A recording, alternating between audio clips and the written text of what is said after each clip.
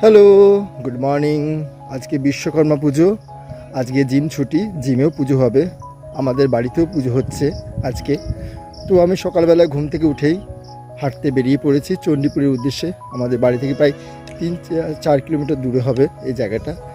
বেশ ভালো লাগে, সবুজের শ্বাস নেওয়া যায়, তাই আমি হাঁটছি। আমাদের টাইপ সেন্টারও পুজো আছে, সব পুজোটা আজকে আপনাদের আমি দেখাবো। উফ, কি দারুণ লাগছে। আর আমি আমার 11 নম্বর পায়ে হেঁটে যাচ্ছি। চলে আসুন, হাঁটবেন তো আমার সাথে। খোলা আকাশের নিচে একটু শরীর চর্চা না করলে হয়, তাই আমি একটু দৌড়ে নিলাম আর একটু জগিং করলাম।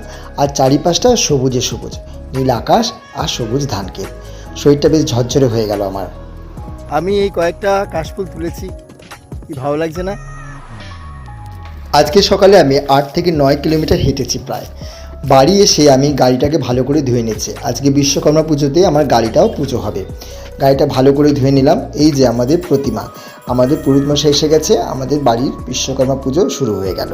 খুব সুন্দরভাবে প্রতিমাটা সাজানো হয়েছে, ফল ফুল দিয়ে সব সাজানো হয়েছে। এই তাপস যজ্ঞের কাঠিগুলো দিয়ে দিল। আর এই যে আমাদের যজ্ঞ শুরু হবে, মা বসে রয়েছে, পুরোহিত মশাই পুজো করছেন। সবাই প্রায় খুব আনন্দ করে, ওই যে আমার ভাইজি বসে আছে, সত্যি খুব ভালো লাগছে। এই যে আমি, আমার বদন, এই যে যজ্ঞ শুরু হয়ে গেল।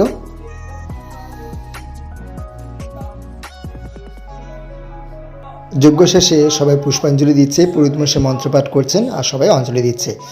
যজ্ঞের টিকা ভাইজি সবার কপালে পরিয়ে দিচ্ছে। এরপরে আমি যাব ভারতী ইনস্টিটিউট, আমাদের টাইপ সেন্টারে, সেখানেও পুজো হচ্ছে। এই যে পৌঁছে গেলাম, এই যে প্রতিমা খুবই সুন্দর। এখানে আজকে আমাদের ভোগ খাওয়ানো হবে। তো টাইপ স্কুলের এই ভোগটা খুব ভালো লাগে, আমি প্রত্যেক বছরই যাই। এই যে খেতে বসে গেছি, প্রত্যেকটা খাবার খুব ভালো। খিচুড়ি করেছিল, ফ্রাইড রাইস, চানা মশলা, মিষ্টি, অনেক কিছু করেছিল, খুব ভালো খেতে হয়েছিল। এইমাত্র টাইপ সেন্টার থেকে বাড়ি এসে পৌঁছালাম।